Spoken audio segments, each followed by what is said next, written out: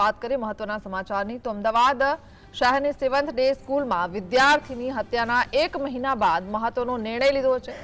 બોર્ડની પરીક્ષાને ધ્યાનમાં રાખીને ધોરણ 10 અને 12ના ઓફલાઈન વર્ગો આગામી શુક્રવારથી શરૂ કરવામાં આવશે। શાળાના આ નિર્ણયથી અંદાજે 10,000 વિદ્યાર્થીઓને સીધો લાભ થશે।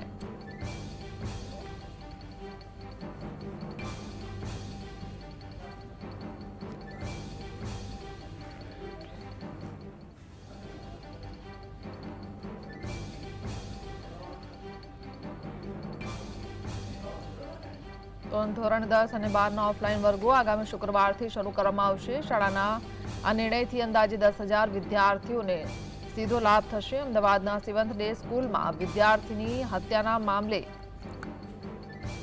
મહત્વના સમાચાર। અમદાવાદ સેવન્થ ડે સ્કૂલમાં વિદ્યાર્થીની હત્યાના 1 મહિના બાદ મહત્વનો નિર્ણય લેવાયો છે। બોર્ડની પરીક્ષાને ધ્યાનમાં રાખીને ધોરણ 10 અને 12ના ઓફલાઈન વર્ગો આગામી શુક્રવારથી શરૂ કરવામાં આવશે। શાળાના આ નિર્ણયથી અંદાજે 10,000 વિદ્યાર્થીઓને સીધો લાભ થશે। સરકારે નિમેલા 2 નિરીક્ષક સ્કૂલ પ્રિમાઇસીસને મુલાકાત લેશે। સંવાદદાતા ધવલ જોડાયા છે। ધવલ, શું જાણકારી? ચોક્કસ એના વાત કરવામાં આવે તો સેવન ડે સ્કૂલમાં જે વિદ્યાર્થીની હત્યાનો મામલો હતો તેને લઈને સેવન ડે સ્કૂલનું જે સંપૂર્ણ શૈક્ષણિક કાર્ય છે તે ઓનલાઈન મોડમાં જે ચાલતો હતું તેને લઈને ગુજરાત હાઈકોર્ટમાં પણ અરજી કરવામાં આવી છે। તેની અંદર ગુજરાત હાઈકોર્ટે જે શૈક્ષણિક કાર્ય છે તેને ઓફલાઈન એટલે કે ફિઝિકલ રીતે શરૂ કરવાના જે આદેશ છે તે આપી દેવામાં આવે છે અને કોર્ટે ડીઈઓને પણ જે સૂચના છે તે આપવામાં આવી છે કે જે ધારા ધોરણો છે તેનું નિયમોનું અનુસાર જે પાલન છે તે થવું જોઈએ।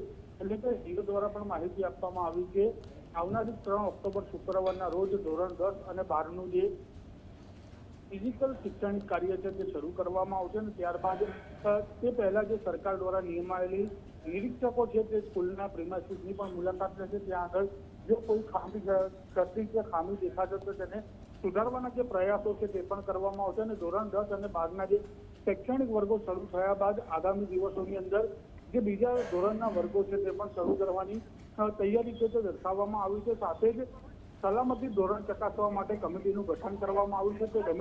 તે સમિતિએ કેટલાક સૂચનો જે સૂચવેલા છે તે સૂચનોને લઈને પણ જે માહિતી છે તે એકત્ર કરવામાં આવશે। તો શાળાએ સલામતીના જે ધોરણો છે તે નથી સાચવા તેને લઈને પણ રજૂઆત કરવામાં આવશે। ગુજરાત હાઈકોર્ટમાં જે સમગ્ર મુદ્દે જે સુનાવણી હાથ ધરાઈ છે તેની અંદર આ પ્રકારની જે માહિતી છે તે સામે આવી રહી છે અને બીજી બાજુ જે ડીઓ દ્વારા જે કમિટીની રચના કરવામાં આવી છે તે કમિટીના અભિપ્રાયો પણ લેવામાં આવશે। જી, આભાર।